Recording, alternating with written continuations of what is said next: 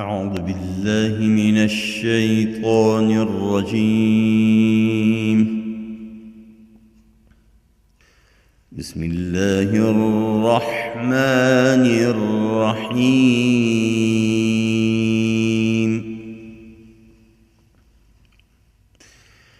ولقد أخذ الله ميثاق بني إسرائيل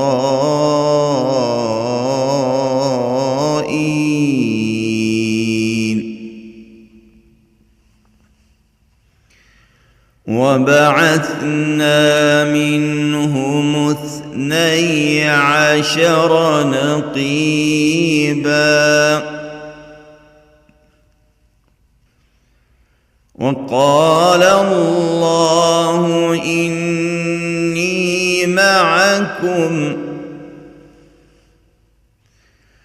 لئن أقمتم الصلاة وآتيتم الزكاة وآمنتم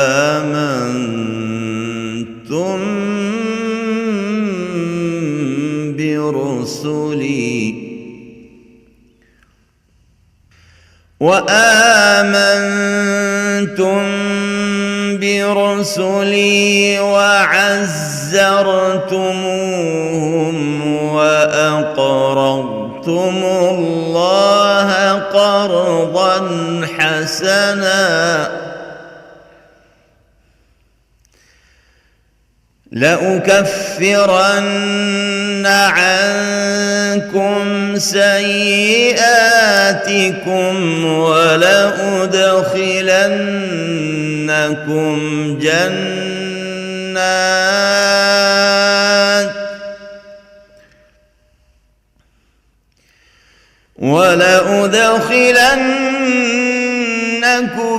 جنات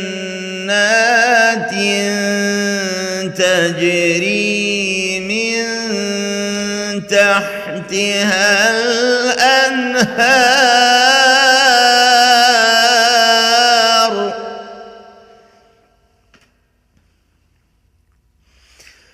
فمن كفر بعد ذلك منكم فقد ضل سواء السبيل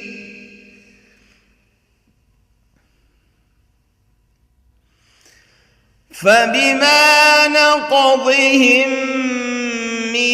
ميثاقهم لعناهم وجعلنا قلوبهم قاسية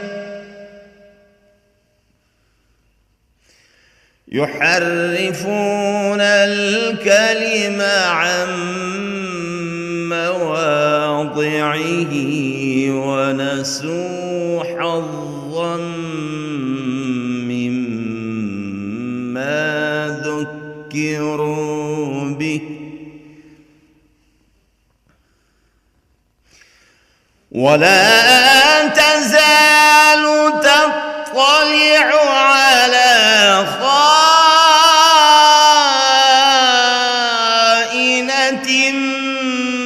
منهم إلا قليلا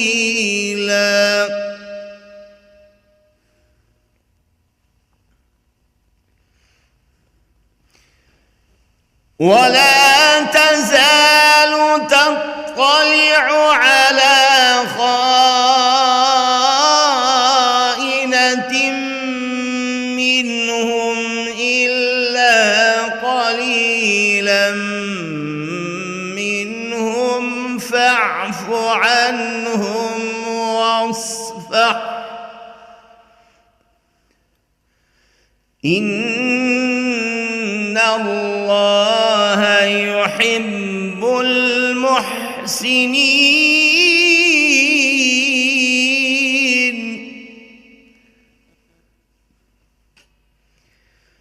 ومن الذين قالوا والنصارى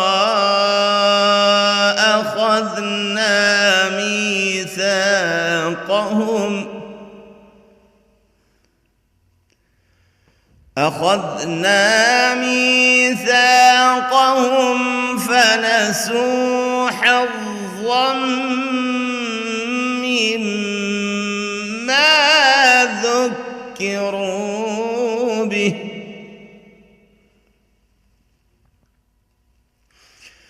فأغرينا بينهم العداوة والبغضاء إلى يوم القيامة وسوف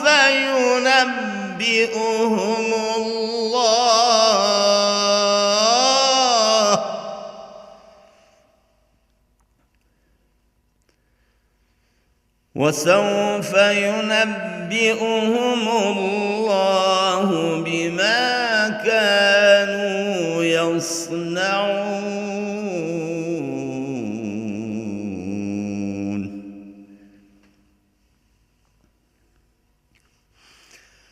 يا أهل الكتاب قد جاءكم رسولنا يبين لكم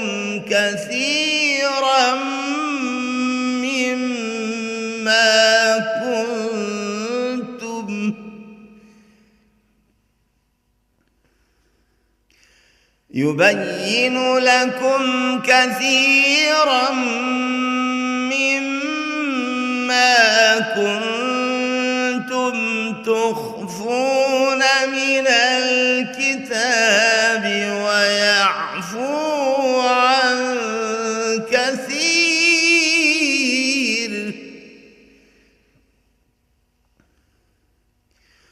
قد جاءكم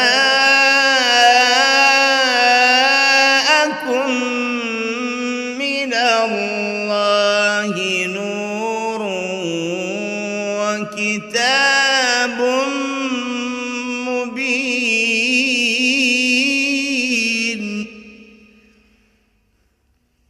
صدق الله العظيم.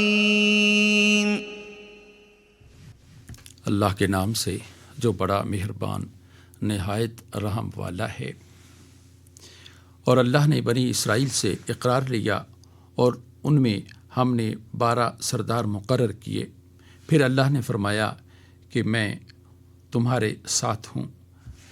अगर तुम नमाज पढ़ते और ज़कात देते रहोगे और मेरे पैगंबरों पर ईमान लाओगे और उनकी मदद करोगे और अल्लाह को क़र्ज़ हसना दोगे तो मैं तुमसे तुम्हारे गुनाह दूर कर दूँगा और तुमको बहिश्तों में दाखिल करूँगा जिनके नीचे नहरें बह रही हैं। फिर जिसने इसके बाद तुम में से कुफ्र किया वो सीधे रास्ते से भटक गया, तो उन लोगों के अहद तोड़ देने के सबब हमने उन पर लानत की और उनके दिलों को सख्त कर दिया। ये लोग कलिमात किताब को अपने मकामात से बदल देते हैं और जिन बातों की उनको नसीहत की गई थी उनका भी एक हिस्सा फरामोश कर बैठे और थोड़े आदमियों के सिवा हमेशा तुम उनकी ख़यानत की खबर पाते रहते हो।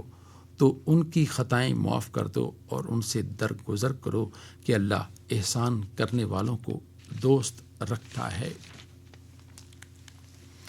और जो लोग कहते हैं कि हम नसारा हैं, हमने उनसे भी अहद लिया था मगर उन्होंने भी उस नसीहत का जो उनको की गई थी एक हिस्सा फरामोश कर दिया, तो हमने उनमें बाहम क़यामत तक के लिए दुश्मनी और कीना डाल दिया। और जो कुछ वो करते रहे अल्लाह अनक़रीब उनको उससे आगाह करेगा। ए अहले किताब, तुम्हारे पास हमारे पैगंबर आखिरुज़्ज़मा सल्लल्लाहु अलैहि वसल्लम आ गए हैं कि जो कुछ तुम किताब इलाही में से छुपाते थे वो इसमें से बहुत कुछ तुम्हें खोल खोल कर बता देते हैं اور تمہارے بہت سے قصور معاف کر دیتے ہیں۔ بے شک تمہارے پاس اللہ کی طرف سے نور اور روشن کتاب آ چکی ہے۔ وآخر دعوانا ان الحمد للہ رب العالمین۔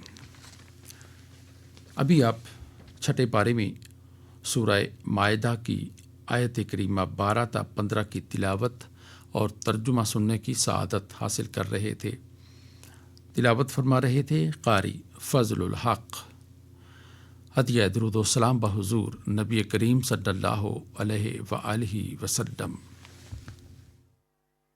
اللهم صل على محمد اللهم صل على محمد وعلى آله وصحبه وسلم اللهم صل على محمد اللهم صل على محمد وعلى آله وصحبه وسلم اللهم صل على محمد اللهم صل على محمد وعلى آلہ وصحبہ وسلم۔ ارشاد باری تعالیٰ ہے، تم جو کچھ بھی کرتے ہو اللہ اس سے اچھی طرح باخبر ہے۔ اللہ سے ڈرتے رہو اور عدل کرو کہ یہی اس سے ڈرنے والوں کا شیوا ہے۔ حمد و ثنائے رب جلیل۔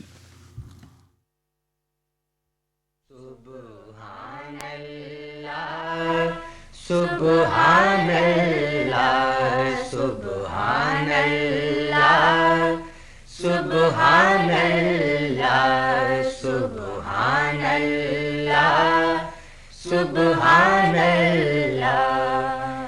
یہ شمس و قمر یہ ارض و سما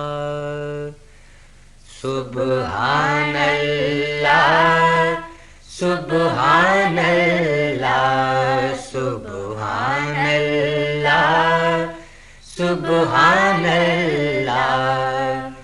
ہر رنگ میں ہے جلوہ تیرا سبحان اللہ سبحان اللہ سبحان اللہ سبحان اللہ۔ میں در در تجھ کو ڈھونڈ پھرا لیکن بیکار ہوا پھرنا۔ میں در در تجھ کو ڈھونڈ پھرا لیکن بیکار ہوا پھرنا۔ شیرگ سے بھی تو پاس ملا سبحان اللہ سبحان اللہ سبحان اللہ سبحان اللہ۔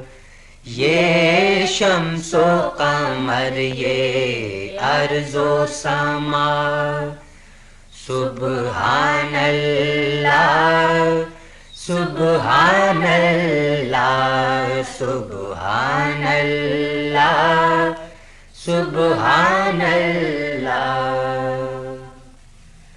جلوے تیرے گلشن گلشن ستوت تیری صحرا صحرا جلوے تیرے گلشن گلشن ستوت تیری صحرا صحرا تیری دریا دریا سبحان اللہ سبحان اللہ سبحان اللہ سبحان اللہ یہ شمس و قمر یہ ارض و سما سبحان اللہ سبحان اللہ سبحان اللہ سبحان اللہ تو مولا میں محتاج تیرا تو حاکم میں محکوم تیرا تو مولا میں محتاج تیرا تو حاکم میں محکوم تیرا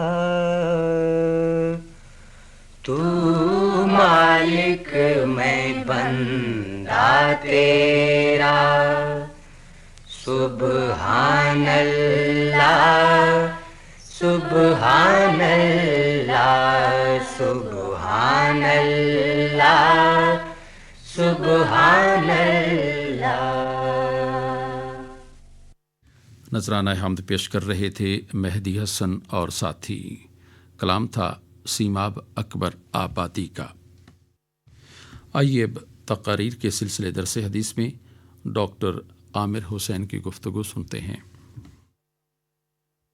بسم اللہ الرحمن الرحیم، الحمد للہ رب العالمین والعاقبۃ للمتقین والصلاة والسلام علی رسولہ الکریم۔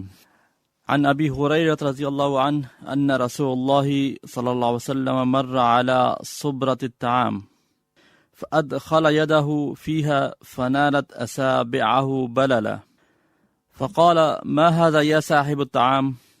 فقال أصابته السماء يا رسول الله. قال أفلا جعلته فوق الطعام حتى يراه الناس؟ ثم قال من غشنا فليس منا۔ حضرت ابو ہریرہ رضی اللہ عنہ سے روایت ہے کہ رسول اللہ صلی اللہ علیہ وسلم نے ایک غلہ فروش کے پاس سے گزرے تو اپنا ہاتھ اس ڈھیر کے اندر ڈال دیا جو غلہ فروش نے اپنے سامنے فروخت کے لیے رکھا ہوا تھا، تو آپ کی انگلیوں نے گیلا پن محسوس کیا۔ آپ صلی اللہ علیہ وسلم نے اس غلہ فروش سے فرمایا کہ تمہارے ڈھیر کے اندر یہ تری اور نمی کیسی ہے؟ اس نے عرض کیا یا رسول اللہ، غلہ پر بارش کی بوندیں پڑ گئی تھیں۔ آپ صلی اللہ علیہ وسلم نے فرمایا کہ اس بھیگے ہوئے غلے کو تم نے ڈھیر کے اوپر کیوں نہیں رہنے دیا تاکہ خریدنے والے لوگ اسے دیکھ سکتے؟ پھر آپ صلی اللہ علیہ وسلم نے فرمایا سن لو، جان لو، جو آدمی دھوکہ کرے گا وہ ہم میں سے نہیں ہے۔ سامعین کرام، یہ حدیث بنیادی طور پر امانت داری اور خصوصی طور پر تجارتی یا کاروباری اخلاقیات سے متعلق رسول اللہ صلی اللہ علیہ وسلم کی تعلیمات پر مشتمل ہے۔ ہر چیز میں خواہ وہ مادی ہو یا دینی ہو، اس میں امانت داری مطلوب ہے تاکہ لوگوں کے درمیان معاملات خوش اسلوبی سے طے پائیں اور کسی قسم کا لڑائی جھگڑا اور مقدمہ بازی کی نوبت نہ آئے، کیونکہ دھوکہ بازی، فریب دہی آپس میں لڑائی جھگڑے اور تنازعات کو جنم دیتی ہے۔ اس حدیث میں رسول اللہ صلی اللہ علیہ وسلم نے یہ دھوکہ دینے والے کے حوالے سے فرمایا کہ وہ شخص ہم میں سے نہیں ہے، یعنی وہ امت مسلمہ کا فرد نہیں ہے، ایسا شخص مسلمان کہلانے کا حقدار نہیں ہے۔ اس حدیث میں حضرت ابو ہریرہ رضی اللہ عنہ نے ایک واقعہ بیان کیا ہے کہ رسول اللہ صلی اللہ علیہ وسلم گندم یا کسی کھانے کی چیز کے ڈھیر کے پاس سے گزرے جس میں غلہ فروش نے اچھی چیز تو اوپر رکھی ہوئی تھی اور خراب چیز کو نیچے چھپایا ہوا تھا۔ رسول اللہ صلی اللہ علیہ وسلم کو اندازہ تھا کہ رات کو بارش ہوئی ہے تو ہو سکتا ہے کہ یہ ڈھیر اندر سے گیلا ہو، اس لیے آپ نے خود اس کو چیک کیا۔ جب اس بات کا یقین ہو گیا کہ کھانے کی اس چیز کو جو کہ فروخت کے لیے پیش کی جا رہی ہے اس میں نقص ہے، تو آپ نے فروخت کرنے والے سے اس کا سبب دریافت کیا اور اسے تنبیہ کی کہ نقص والی چیز کو اوپر رکھنا چاہیے تاکہ لوگ اس عیب دار چیز کو، نقص والی چیز کو دیکھ سکیں۔ اس کو چھپانا درست نہیں ہے۔ سامعین کرام، ہمیں یہاں رک کر اپنا جائزہ لینا چاہیے۔ کیا ہم اس حدیث کی روشنی میں مسلمان کہلانے کے لائق ہیں؟ کیا ہمارے بازاروں میں عیب دار چیز کا بغیر عیب بتائے فروخت نہیں کیا جا رہا؟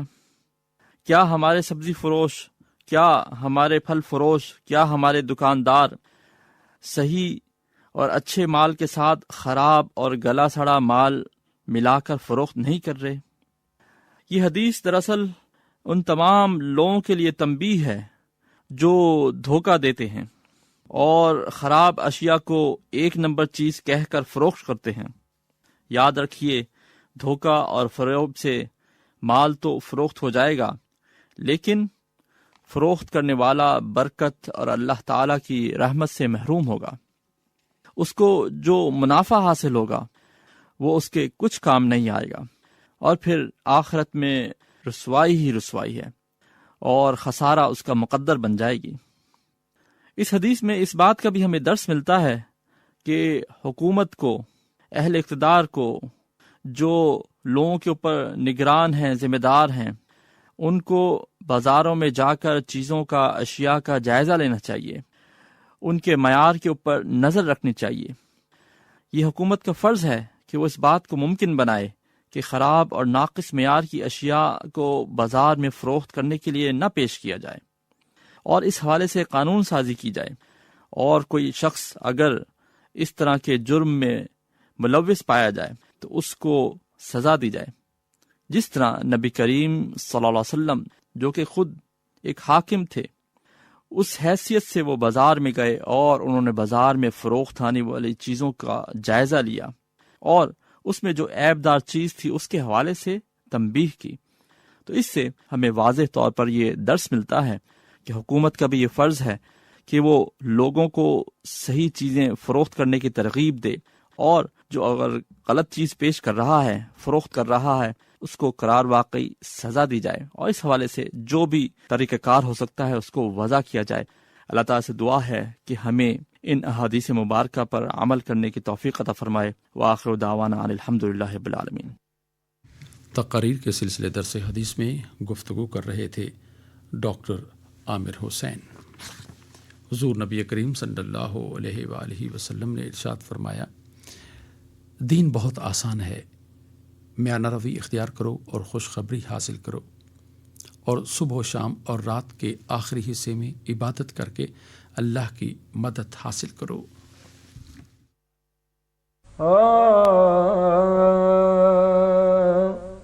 دو جہاں میں تھا ہی کیا تیرے سوا،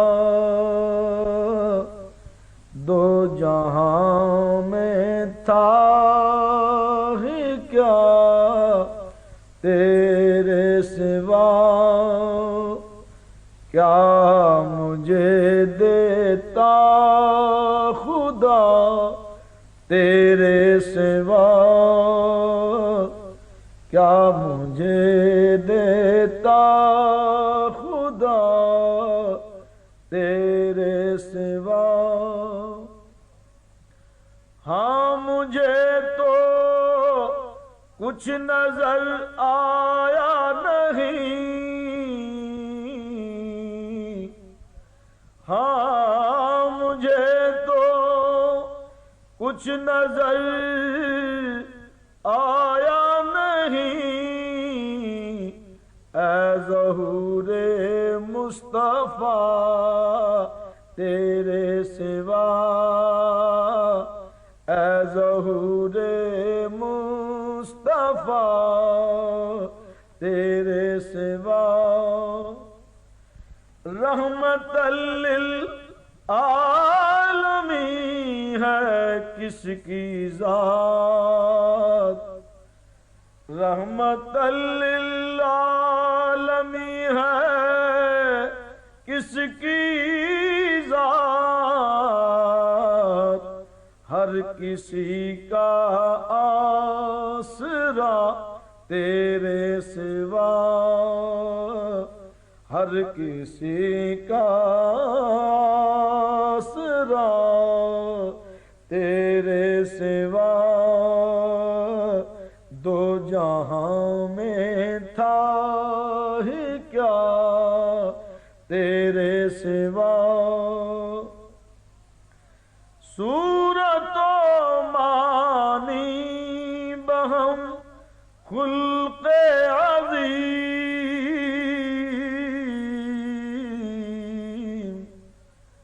صورت و معنی بہم خلق عظیم،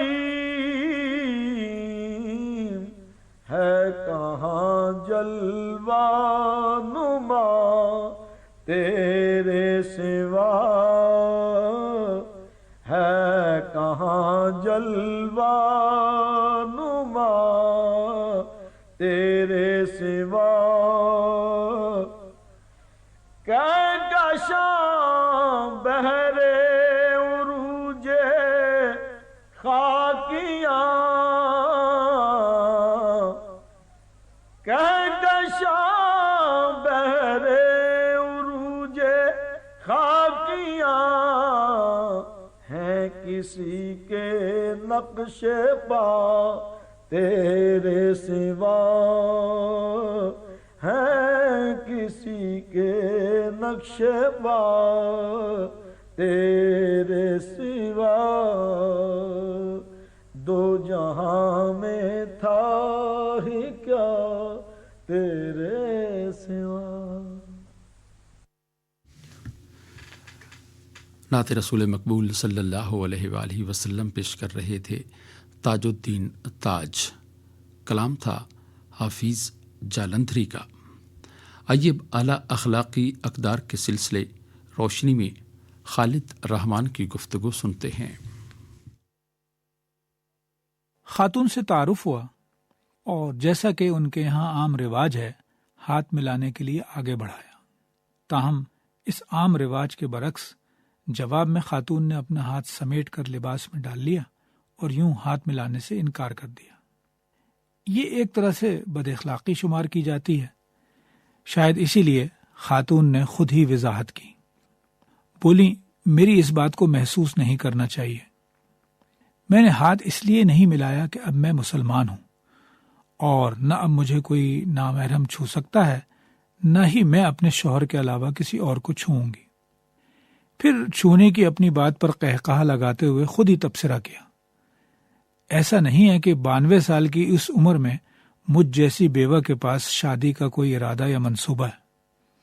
قریب کھڑے صاحب نے بھی ان کی اس بات پر قہقہہ لگایا جو دیر تک جاری رہا۔ معلوم ہوا اب یہ خاتون انہی کے ساتھ رہتی ہیں۔ اپنے ماضی کے بارے میں بات کرتے ہوئے بولی، ملازمت کی زندگی کے دوران میں ایک خاندان میں نوکری کرتی تھی۔ مذہب نے مجھے کبھی متاثر نہ کیا تھا، نہ ہی خدا کے ساتھ میرا کوئی تعلق تھا۔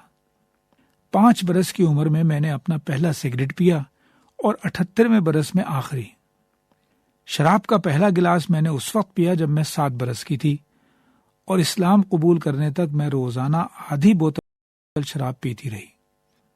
میں نے 2 شادیاں کی اور شراب پینے کی میری یہ عادت اپنی پہلی شادی کے وقت سے ہی تھی۔ تو کیا اسلام قبول کرنے کے عوض تمہیں کوئی ادائیگی بھی ہوئی؟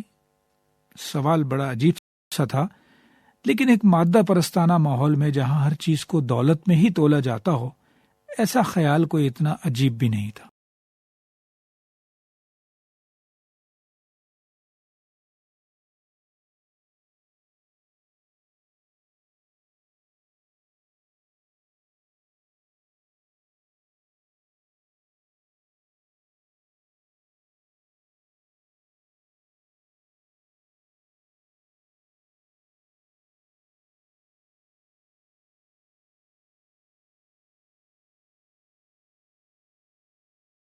ہے وہ نرسنگ ہوم میں رہنا نہیں چاہتی تھیں، لیکن ان کے بچے یہی چاہ رہے تھے۔ ایسے میں ان کے 50 سالہ پڑوسی نے انہیں پیشکش کی کہ وہ نرسنگ ہوم کی بجائے ان کے ساتھ رہے۔ چنانچہ وہ اپنے اس پڑوسی کے خاندان کے ساتھ رہنے لگیں۔ یہ پڑوسی کم و بیش 4 دہائیوں سے ساتھ والے گھر میں رہتا تھا۔ 40 سال کا عرصہ بہت ہوتا ہے، چنانچہ 2 بیٹیوں، 1 بیٹے اور میاں بیوی پر مشتمل اس خاندان کے سارے لوگ اسے جانتے تھے اور وہ بھی ان سے اچھی طرح واقف تھی۔ بولی پڑوسی کی طرف سے کوئی شرط نہ تھی، نہ ہی اسلام قبول کرنے کے لیے اس کی جانب سے کوئی دباؤ تھا، لیکن ان کا طرز زندگی، ان کا باہم تعلق اور میرے ساتھ تعلق مجھے اسلام کے قریب لے آیا۔ میں نے ان لوگوں کو ایک ساتھ نماز پڑھتے دیکھا۔ یہ دیکھ کر اچھا لگا کہ وہ کس طرح ایک دوسرے سے بات کرتے ہیں اور ایک دوسرے کا خیال رکھتے ہیں۔ اپنا خاندان ان کے لیے کتنا اہم ہے۔ یقیناً یہ میرے خاندان سے بالکل مختلف تھا۔ اس کا اندازہ اس سے لگائیے کہ اپنی تبدیلی کے بعد سے آج تک میری بیٹی مجھ سے نہیں ملی، نہ ہی میں نے اپنی بیٹی سے خیر خیریت کے حوالے سے کچھ سنا۔ حالانکہ اب تو اس کی اپنی عمر بھی 72 سال ہے، اسے کچھ تو احساس ہونا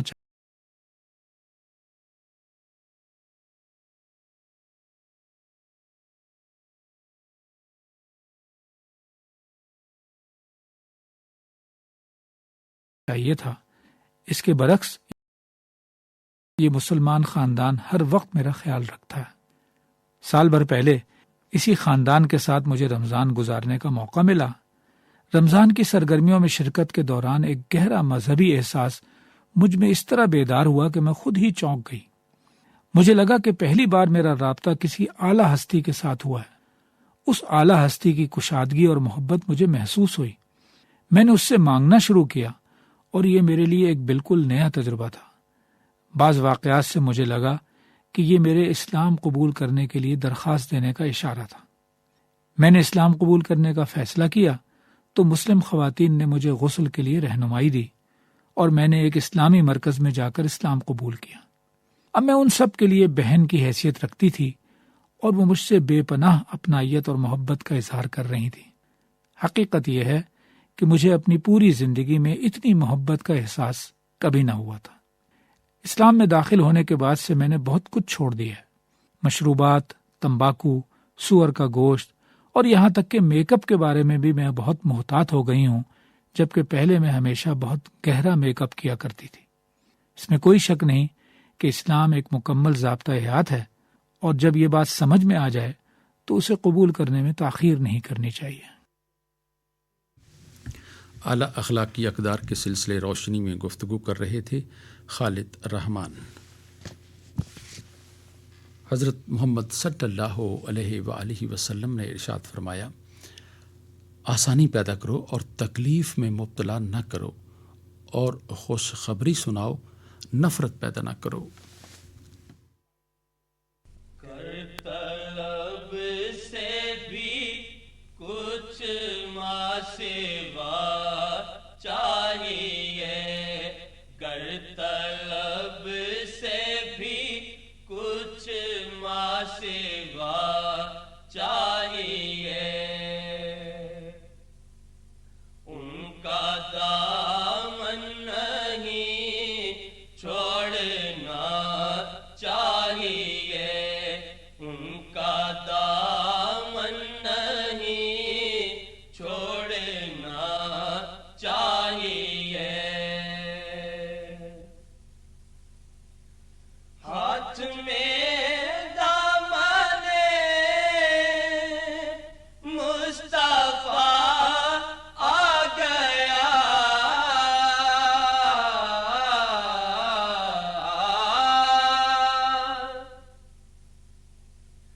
ہاتھ میں دامن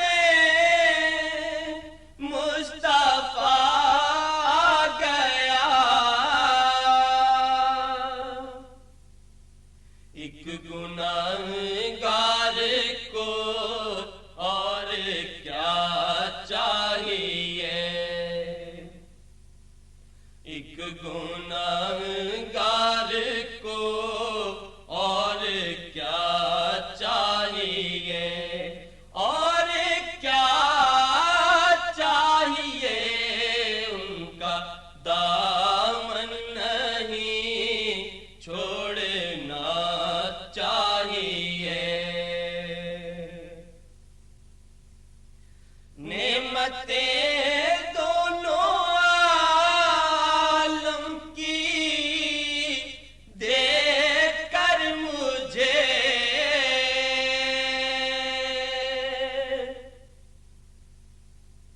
نعمتیں دونوں عالم کی دے کر مجھے پوچھتے ہیں بتا اور کیا چاہیے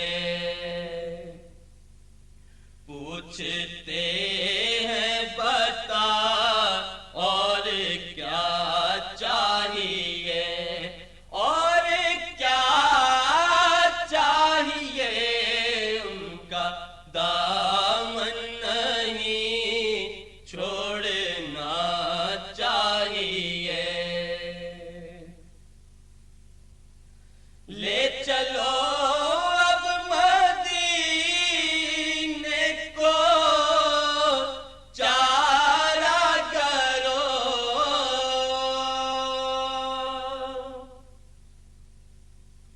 لے چلو اب مدینے کو چارہ کرو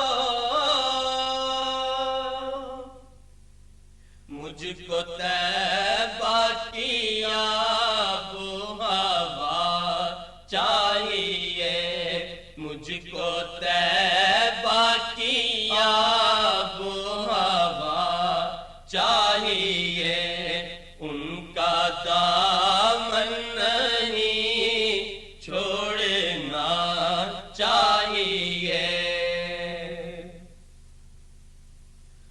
تم ملے دونوں عالم کی دولت ملی ہم کو دولت ملی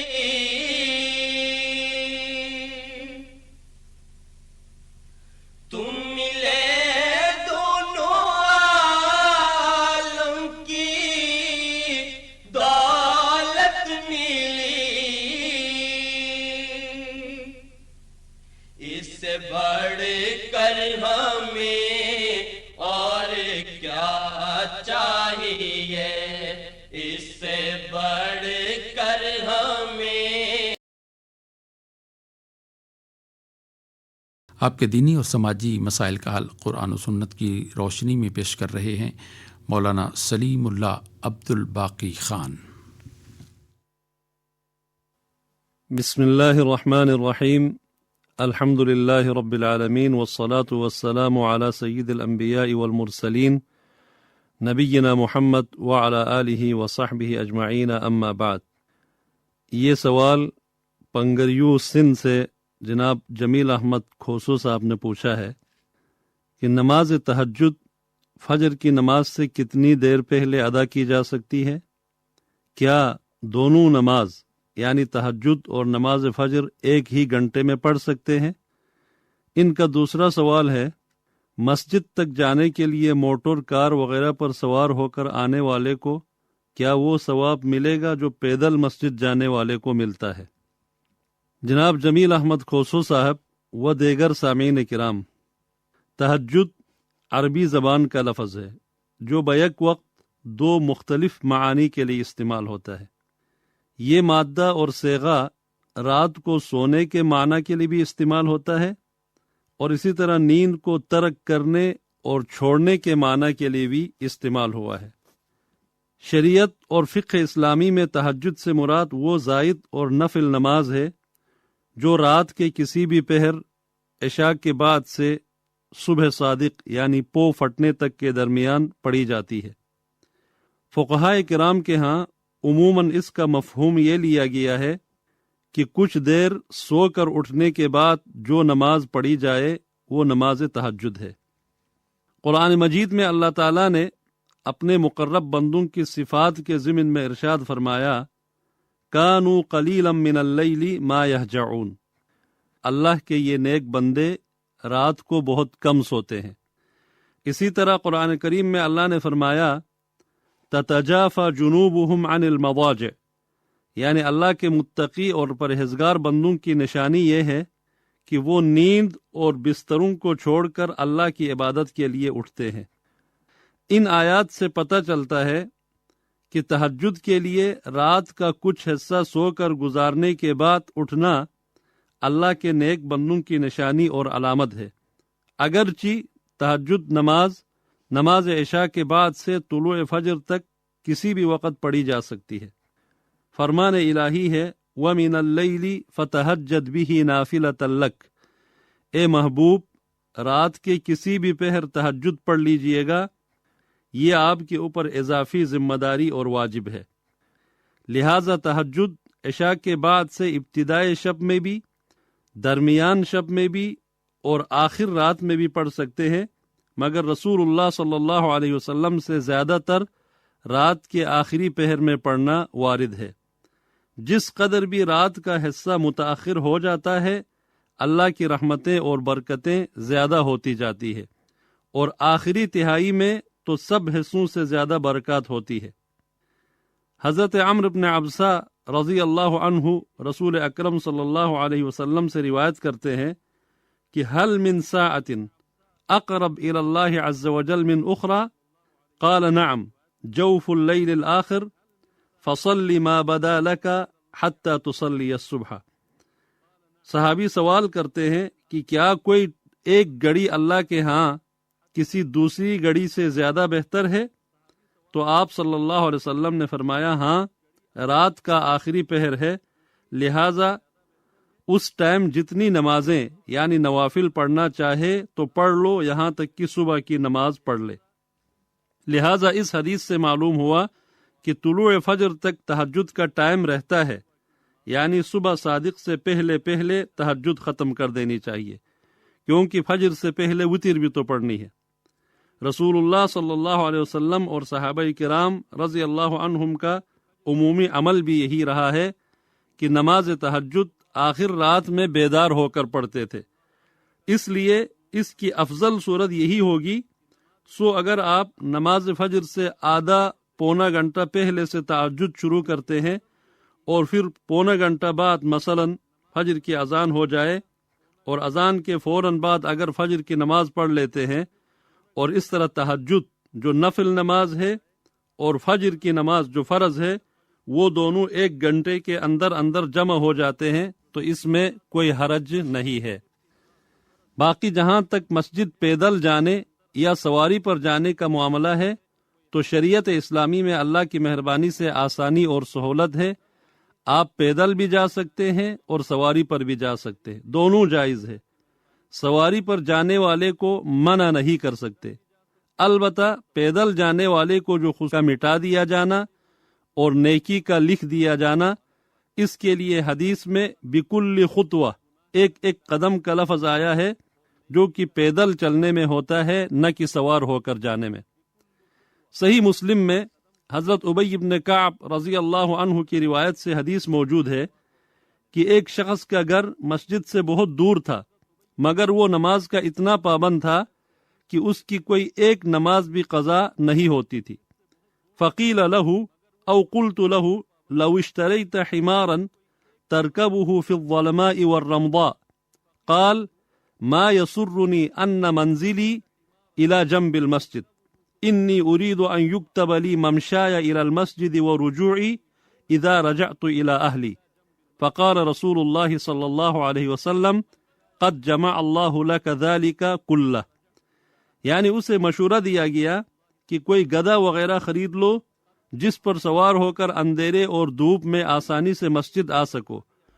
تو انہوں نے کہا کہ مجھے تو یہ بھی پسند نہیں، اگر میرا گھر مسجد کے پہلو میں ہوتا، میں یہ چاہتا ہوں کہ میرا مسجد تک پیدل آنا اور واپس گھر تک جانا میرے نامہ اعمال میں لکھ دیا جائے۔ اس پر رسول اکرم صلی اللہ علیہ وسلم نے فرمایا اللہ نے یہ تمام ثواب تمہارے لیے جمع کر دیا ہے۔ اسی طرح کثرت سے مسجد آنے جانے والوں کو روز قیامت جس مکمل نور کے حصول کی خوشخبری دی گئی ہے، اس حدیث میں بھی بشر المشائین کا لفظ آیا ہے، یعنی پیدل چلنے والوں کو خوشخبری دے دو، اور مشائین پیدل چلنے والوں کو کہتے ہیں۔ اسی طرح فضائل جمعہ کی حدیث میں یہ لفظ آیا ہے کہ وہ مشا ولم یرکب، یعنی پیدل چلے اور سوار ہو کر نہ جائے، یعنی سواری پر سوار نہ ہونے کی قید لگائی گئی ہے۔ لہذا بہتر یہی ہے کہ پیدل جایا جائے اور بلا عذر شرعی یا بلا ضرورت سواری سے اجتناب کیا جائے تو بہتر ہے، اور اس پر پیدل کے لیے جو اجر و ثواب ہے اس کے حصول کی امید زیادہ ہے۔ بنو سلمہ والے مدینہ کے ایک قبیلے والے تھے، اطراف میں رہتے تھے۔ وہ دور سے نماز پڑھنے آتے تھے مسجد نبوی میں، اور جب وہ قریب منتقل ہونا چاہتے تھے مسجد کے تو اللہ کے نبی صلی اللہ علیہ وسلم نے فرمایا دیارکم تکتب آثارکم، اپنی بستی میں رہو، تمہارے مسجد تک آنے کے لیے جو اٹھنے والے قدم ہیں وہ لکھ دیے جاتے ہیں۔ واللہ تعالی اعلم۔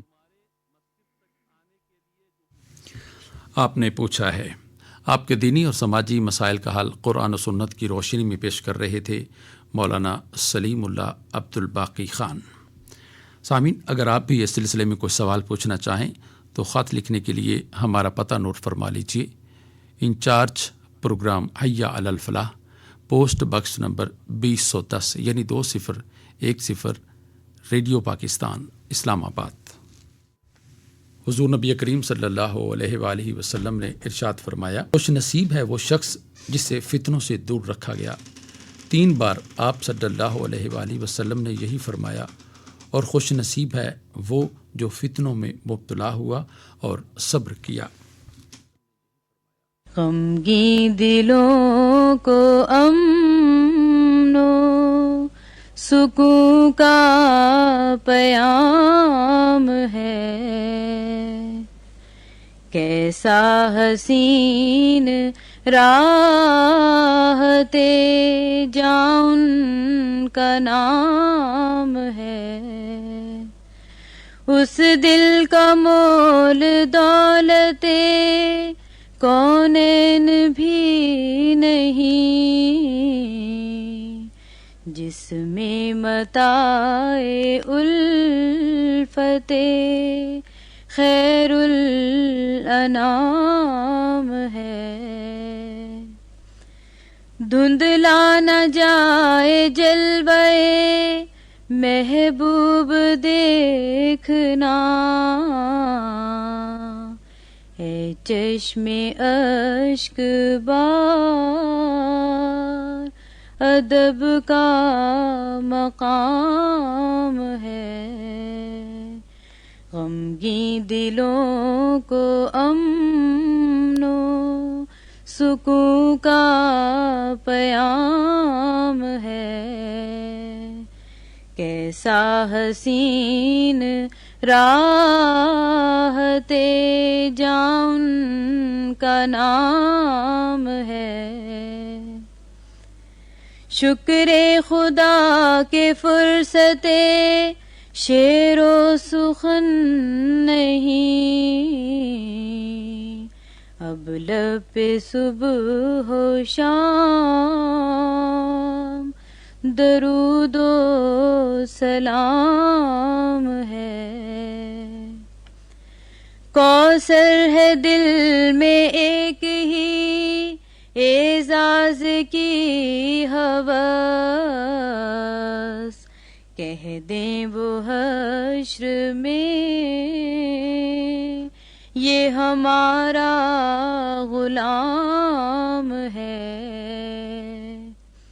غمگین دلوں کو امن و سکون کا پیام ہے، کیسا حسین راحت جان کا نام ہے، کوثر ہے دل میں ایک ہی اعزاز کی ہوس، کہہ دیں وہ حشر میں یہ ہمارا غلام ہے، غمگین دلوں کو امن و سکون کا پیام سا حسین راحتے جاں ان کا نام ہے۔ مولانا کوثر نیازی کا نعتیہ کلام پیش کر رہی تھیں زہرا قاسمی۔ قرآن حکیم اور ہماری زندگی کے سلسلے میں گزشتہ ہفتے کے مضامین کا خلاصہ بیان کر رہے ہیں ڈاکٹر محمد سعد صدیقی۔ نحمده ونصلي ونسلم على رسوله الكريم، اما بعد، بسم اللہ الرحمن الرحیم۔ سامعین محترم، آپ نے گزشتہ ہفتے کے دوران سورۃ الانفال کی آیات مبارکہ 8 تا 28 کے مضامین تفصیل سے سماعت فرمائے۔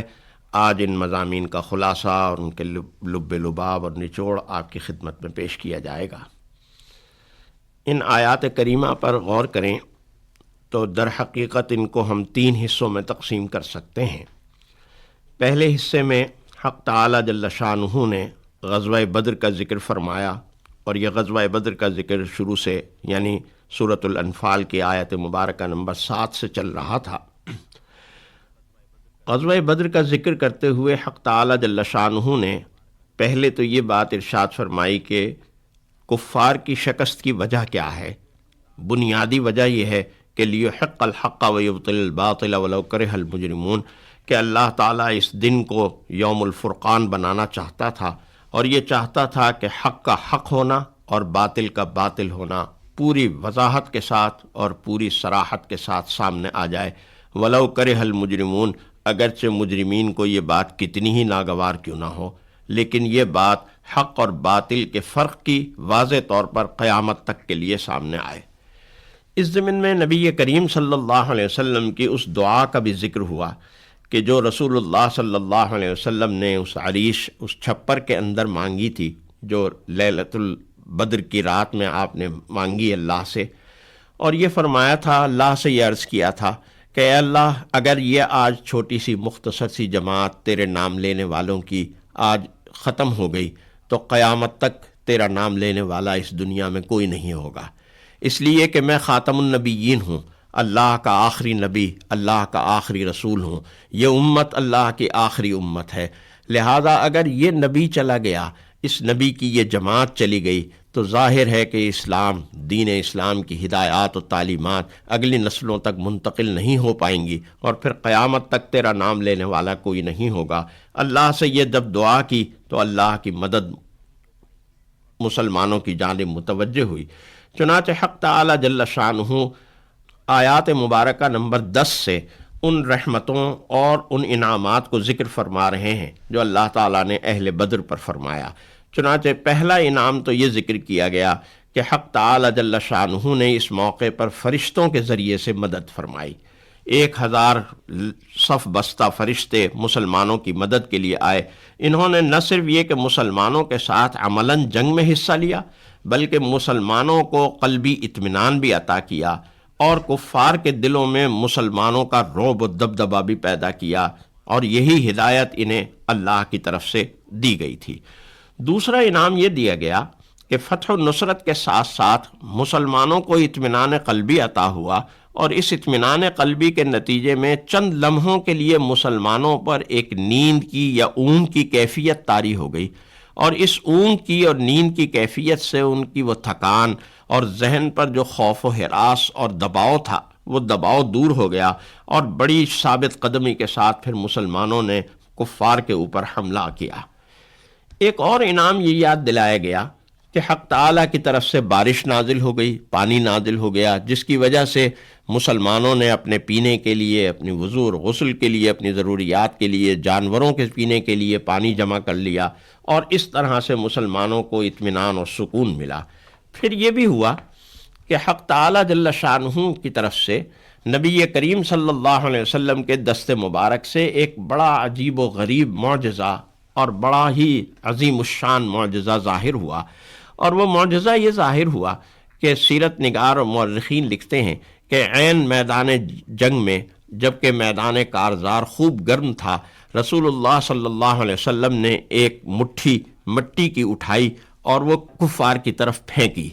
ایک دفعہ پھینکی، پھر دوسری دفعہ پھینکی، پھر تیسری دفعہ پھینکی، اور ہر دفعہ پھینکتے ہوئے کہا شاہت الوجوہ، شاہت الوجوہ، شاہت الوجوہ، یہ چہرے پژمردہ ہوں گے، یہ چہرے خراب ہوں گے، شکست خوردہ ہوں گے. اور وہی ہوا.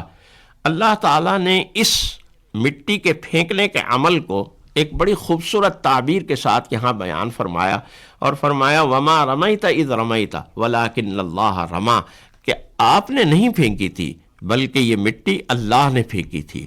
اگرچہ دست مبارک آپ کا تھا، اگرچہ دست مبارک عبداللہ کا تھا، لیکن طاقت اور قوت اس کے پیچھے اللہ کی تھی.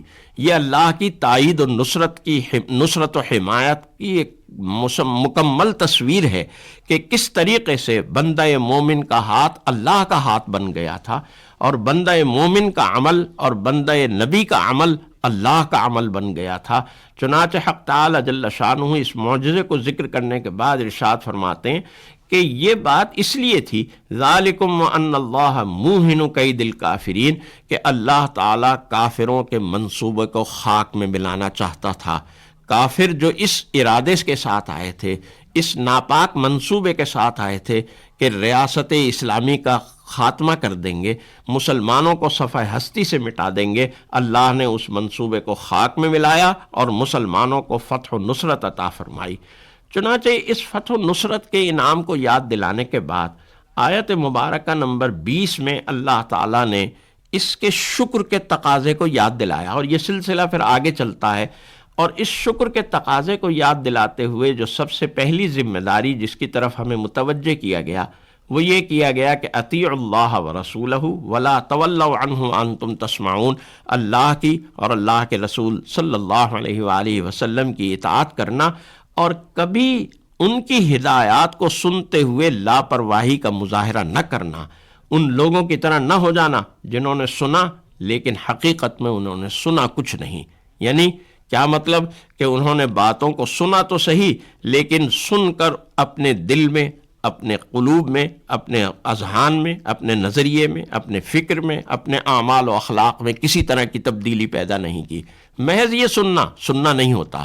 سننے کا معنی یہ ہے کہ اللہ کی تعلیمات کو، اللہ کے رسول کے احکام کو اور اس کی سنتوں کو ہم توجہ کے ساتھ سنیں، اور توجہ کے ساتھ سن کر اپنے نظریے میں، اپنی فکر میں، اپنی سوچ میں، اپنے عقیدے میں اصلاح پیدا کریں، اپنے عمل و اخلاق کی اصلاح کریں، اپنی عملی زندگی کو ان ہدایات اور تعلیمات کے مطابق ڈھالیں. اور اسی کا حکم دیا گیا یا ایھا الذین آمنوا استجیبوا للہ وللرسول، آیت مبارکہ نمبر 24 میں. آیت مبارکہ نمبر 26 اور 27 28 میں ایک خاص اشارہ کیا گیا، اگرچہ وہ اشارہ اہل مکہ یعنی مسلمانان مکہ اور مسلمانان مدینہ کی طرف کیا گیا تھا کہ دیکھو اس وقت کو یاد کرو جب تم تعداد میں بہت تھوڑے تھے، اور یوں اندیشہ تھا کہ لوگ تمہیں اچک کر لے جائیں گے، اور یہ اندیشہ تھا کہ بہت ہی کمزور تھے تم، اس اندیشے کے اندر مبتلا تھے. ان حالات میں اللہ تعالیٰ نے تمہیں ٹھکانہ دیا، اللہ نے تمہیں اپنی تائید و نصرت و حمایت سے نوازا، اللہ نے تمہیں رزق طیبات عطا فرمائے تاکہ تم اللہ کا شکر ادا کرو. اصل حقیقت تو یہی ہے کہ یہ مسلمانان مکہ کے لیے جو یثرب کی صورت میں اور مدینۃ النبی کی شکل میں جو ٹھکانہ عطا ہوا تھا یہ اس کی طرف اشارہ ہے. لیکن ذرا غور کریں تو ہمیں محسوس ہوتا ہے کہ یہ ہمارے پیارے ملک پاکستان کی طرف بھی اشارہ ہے کہ پاکستان بننے سے پہلے مسلمانوں کے بھی یہی حالات تھے. قلیل مستضعفون فی الارض تخافون ان یتخطفکم الناس، جان کا بھی اندیشہ، مال کا بھی اندیشہ، عزت و آبرو کا بھی اندیشہ، لیکن اللہ نے ہمیں ٹھکانہ دیا. ایدکم بنصرہ، اپنی تائید اور نصرت و حمایت سے ہمیں نوازا. اور کتنے رزق طیبات ہیں جو اللہ نے ہمیں اس سرزمین میں عطا فرمائے. کیوں؟ لعلکم تشکرون، شاید ہم اللہ کے شکر گزار بندے بن جائیں، اور شاید ان تقاضوں کو سمجھنے والے بن جائیں جن تقاضوں کی طرف آیات مبارکہ 27 اور 28 میں اشارہ کیا گیا کہ دیکھو اللہ اور اللہ کے رسول کے معاملے میں کبھی خیانت نہ کرنا، اور آپس کے معاہدات اور آپس کے لین دین میں بھی کبھی خیانت اور بددیانتی کا ارتکاب نہ کرنا. اگر یہ ایک خرابی تم اپنے اندر دور کر لو، بددیانتی اور خیانت کی، تو باقی معاملات خود بخود درست ہوتے چلے جائیں گے۔ اور یہ بات یاد رکھنا کہ انسان خیانت میں اور بددیانتی میں مبتلا ہوتا ہے یا اپنے مال و دولت کی وجہ سے یا اپنے منصب اور اولاد کی وجہ سے۔ یہ آزمائش ہے، یہ امتحان ہے۔ اس امتحان میں کامیابی حاصل کرنا، اور وہ کامیابی کیسے حاصل ہوگی کہ اللہ اور اس کے رسول کی تعلیمات کو ہمیشہ اپنے سامنے رکھنا، ہمیشہ ان کو ہادی اور رہنما بنانا۔ اللہ تعالی ہمیں اس ملک کی حفاظت کرنے، اس ملک کی ترقی کے لیے دامیں درہمیں سخنیں اپنی قربانیاں پیش کرنے اور اللہ کے رسول کی تعلیمات کو اپنانے اور اپنائے رکھنے کی ہمت اور توفیق نصیب فرمائے، آمین۔ وآخر دعوانا ان الحمدللہ رب العالمین۔ قرآن حکیم اور ہماری زندگی کے سلسلے میں گزشتہ ہفتے کے مضامین کا خلاصہ بیان کر رہے تھے ڈاکٹر محمد سعد صدیقی۔ ہدیہ درود و سلام بحضور نبی کریم صلی اللہ علیہ وآلہ وسلم۔ اللهم صل على محمد، اللهم صل على محمد وعلى آله وصحبه وسلم، اللهم صل على محمد، اللهم صل على محمد وعلى آله وصحبه وسلم۔ آئیے پروگرام کے اختتامی لمحات میں اللہ تعالیٰ کے حضور دعا کے لیے ہاتھ پھیلائیں۔ اے اللہ، ہماری سماعت و بصارت اور ہمارے قلوب میں برکت عطا فرما اور ہماری توبہ قبول فرما اور ہم پر رحم و کرم فرما، تو بڑا ہی مہربان ہے۔ اے اللہ، ہمیں اپنی نعمتوں کا شکر گزار بنا اور ہمیں اپنی نعمتیں بھرپور عطا فرما۔ اے ارحم الراحمین، ہمیں احسان کرنے والوں میں بنا اور احسان والی زندگی نصیب فرما۔ اے اللہ، ہمیں شکر گزار بندوں میں بنا۔ اے اللہ، تیرا بے انتہا احسان ہے کہ تم نے ہمیں نبی کریم صلی اللہ علیہ وسلم کی امت میں پیدا فرمایا اور قرآن کریم کی صورت میں عظیم کتاب عنایت فرمائی۔ اے اللہ، ہمیں اس احسان عظیم کی قدردانی نصیب فرما اور اپنی مرضی والی زندگی نصیب فرما۔ اے احکم الحاکمین، تو احسان کرنے والوں کو پسند کرتا ہے۔ ہم سب کو دوسروں کے ساتھ احسان کرنے اور بھلائی سے پیش آنے کی توفیق نصیب فرما۔